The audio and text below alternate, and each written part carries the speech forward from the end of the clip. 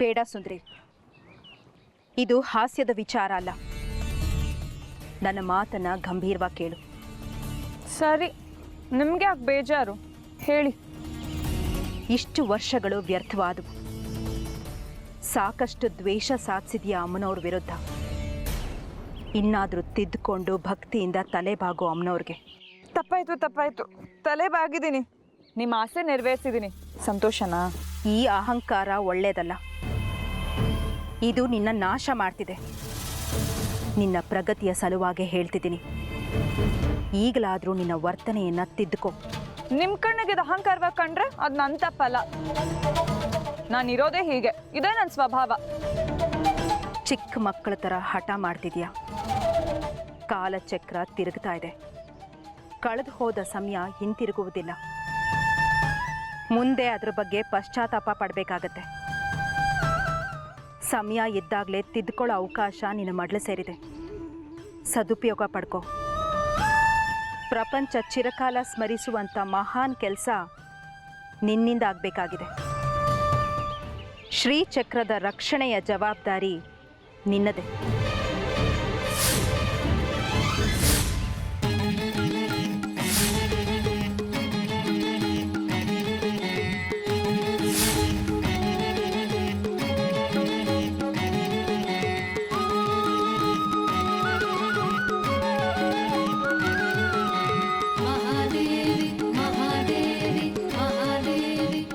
ನೀನೇ ಅದನ್ನು ರಕ್ಷಿಸಬೇಕು. ಇದು ಸಂಕಲ್ಪವಾಗಿದೆ.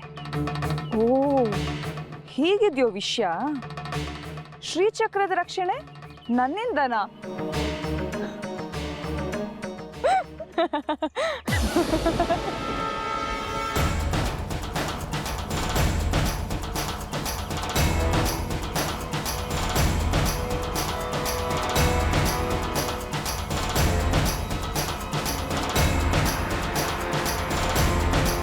ಇದು ನಕ್ಕು ತೇಲಿಸಿಬಿಡುವ ವಿಚಾರವಲ್ಲ. ಬಹಳ ಗಂಭೀರವಾದುದು. ಅವಳ ಬಗ್ಗೆ ಅಷ್ಟೊಂದು ತುತ್ತೂರಿ ಉತ್ತೀರಿ ಯಾಕೆ? ಶ್ರೀಚಕ್ರದ ರಕ್ಷಣೆ ಅವಳಿಗೆ ಮಾಡ್ಕೊಳಕ್ ಆಗಲ್ವಂತ? ಆಗಲ್ಲ ಅಂದ್ರೆ ಅವಳ ಹೊಣೆ ಬರಹ.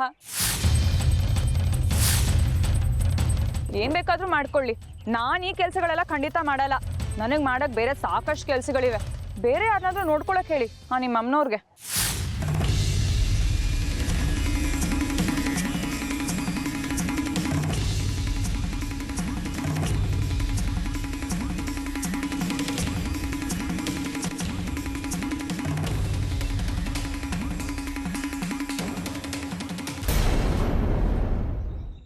ಅಯ್ಯ, ಇದೇನು ಹೀಗಾಗೋಯ್ತು?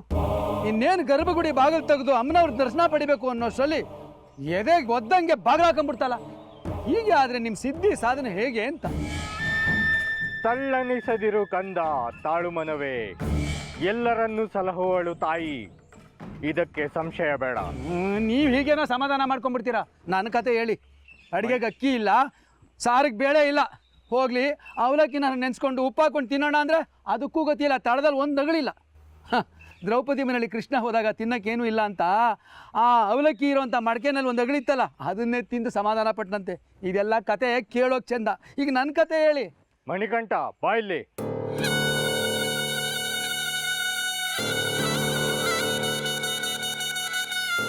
ಅಯ್ಯ, ಏನು ಹೇಳಿ? ಅಲ್ಲಿ ಕಾಣ್ತಿದ್ಯಲ್ಲ ಮನೆ, ಅದ್ರ ಮುಂದ್ಗಡೆ ಹೋಗಿ ನಿಂತ್ಕೋ. ಯಾಕೆ? ನನ್ನನ್ನೇನು ಭಿಕ್ಷುಕನ್ ಮಾಡಬೇಕು ಅಂತಿದ್ದೀರಾ? ನೀನೇನು ಮಾಡ್ಬೇಕಂತಿಲ್ಲ. ಮನೆ ಒಳಗಿರೋ ದಾನಿಗಳೇ ನಿನ್ಗೇನು ಬೇಕು ಅದನ್ನು ತಂದ್ಕೊಡ್ತಾರೆ. ಅಂತೂ ಹೊಟ್ಟೆ ತುಂಬಿಸ್ಕೊಳಕ್ಕೆ ಒಂದು ದಾರಿ ಆಯಿತು. ಬರೀ ಹೊಟ್ಟೆ ಬಗ್ಗೆ ಚಿಂತೆ ಬೇಡ ಮಣಿಕಂಠ. ಮಾಡಬೇಕಾಗಿರೋ ಸಾಧನೆಗೆ ಬೇಕಾಗಿರೋ ಗುರಿ ಬಗ್ಗೆ ಗಮನ ಇರಲಿ. ಆಯಿತು ಅಯ್ಯ. ಇವತ್ತು ರಾತ್ರಿ ಪೂಜೆಗೆ ಸೇವಾ ಕೈಂಕರ್ಯಕ್ಕೆ ಬೇಕಾಗಿರುವಂಥ ಸಾಮಗ್ರಿಗಳೇ ಇಲ್ಲ. ಅದನ್ನು ಅವರೇ ಕೊಡ್ತಾರೆ ಅಲ್ವಾ? ನೀನಾ ಮನೆಯವ್ರು ಕೊಟ್ಟಿದ್ದನ್ನು ತಿಂದು ಅವ್ರ ಮನೆ ಮುಂಬಾಗ್ಲಿಂದ ಪಶ್ಚಿಮಕ್ಕೆ 800 ಹೆಜ್ಜೆಗಳು ಮುಂದಕ್ಕೆ ಹೋಗು. ಅಲ್ಲಿ ಒಂದು ದನ ಮಲಗಿರೋಷ್ಟು ಜಾಗ ಒದ್ದೆ ಆಗಿರುತ್ತೆ.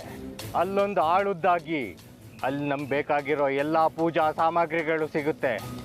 ಅದನ್ನು ತಗೊಂಡು ಸೀದಾ ಇಲ್ಲಿಗೆ ಬಾ. ಹಬ್ಬ, ಹೊಟ್ಟೆಗೆ ಒಂದು ದಾರಿ ಆಯಿತು. ಮೊದಲು ಹೊಟ್ಟೆ ಪೂಜೆ, ಆಮೇಲೆ ಗುದ್ಲಿ ಪೂಜೆ.